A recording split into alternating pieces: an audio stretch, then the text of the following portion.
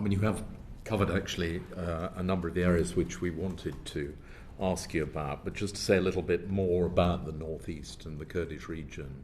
You know, is the Syrian Democratic Forces, are they still in control, or have they been essentially repressed? And going back to our topic, what does this mean for Lebanon as well?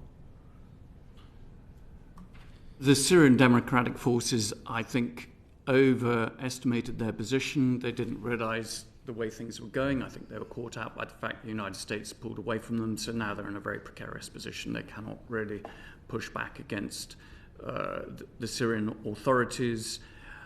But the question is, you know, they're quite divided up there. There are going to be those who will want to resist this. They are very fearful.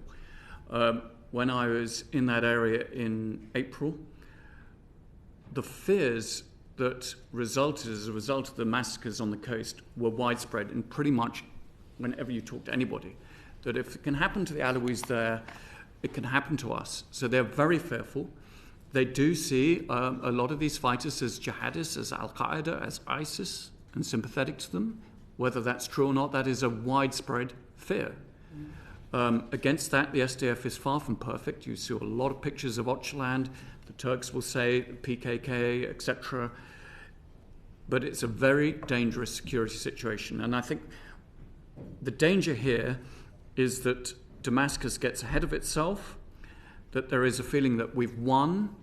And we've seen this actually quite a lot over the last 12 months. We, the Sunni Arabs, have won. There's a sort of sense of win-lose. We've won. We want to have our prize in winning. And I think there's a danger there in the northeast. That will be the case, as opposed to trying to really find a political solution that really will give confidence to those communities that they are not going to get penalised, discriminated against, arrested, rounded up, and that their rights really will be respected.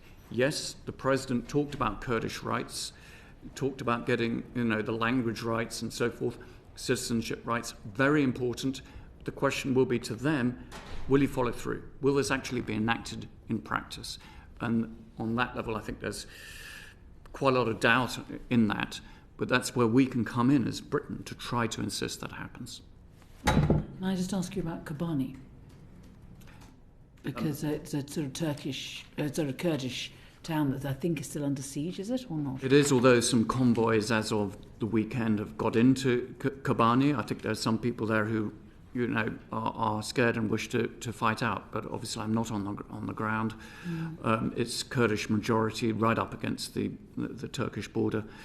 I would be, you know, concerned. I hope that they reach a political agreement, because that really is the only way forward. And if you know, you have to look at the north of Syria, hoping that you get a political agreement, and also eventually, I mean, there's two countries that are, you know, what I would call predatory powers in terms of Syria at the moment, Israel and Turkey. Israel is occupying parts of Syria to the south, and Turkey is occupying parts of Syria to the north. And eventually, just as in Lebanon, I would like to see, you know, the external actors, you know, withdrawing and pulling out. I'm not naive, that's not going to happen quickly. But the real risks at the moment is that you will sow the seeds of ethnic hatred and tension between Turk, Arab and Kurd, unless this is sorted out with a credible, legitimate political deal.